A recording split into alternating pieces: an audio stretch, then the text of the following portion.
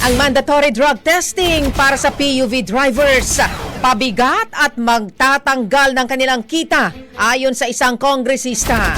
Brigada Haji Caaminio, ibrigada mo. Brigada Live Report. Tutol si Cagayan de Oro City Representative Rufus Rodriguez sa plano ng Department of Transportation na obligahin ng public utility vehicle drivers na sumailalim sa drug testing kada 3 buwan. Umapila si Rodriguez kay DOTR Secretary Vince Dizon na huwag ipatupad ang mandatory drug testing requirement dahil pahirap lamang umano ito sa mga tsuper. Bukod sa maaaksayaan niya ang panahon ng mga driver na dapat ay para sa pagmamaneho, mawawalan din sila ng kita kapag sumailalim sila sa testing. Iginit din ito na masyadong mahal ang babayaran ng PUV drivers sa drug screening at maaaring umusbong ang fly-by-night drug testing centers.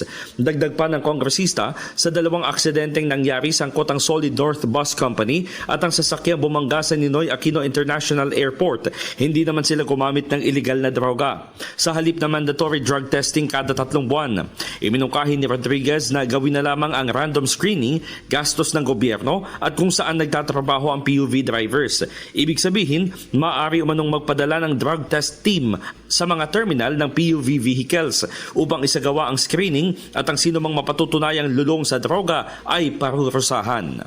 In the heart of changing lives, ako si Brigada Haji Caaminio ng 105.1 Brigada News FM Manila, The Music and News Authority. Brigada Balita sa Umaga. Ang bahaging ito ay hatid sa atin ng DriveMax Herbal Capsule. Lalaking angat, tumatagal.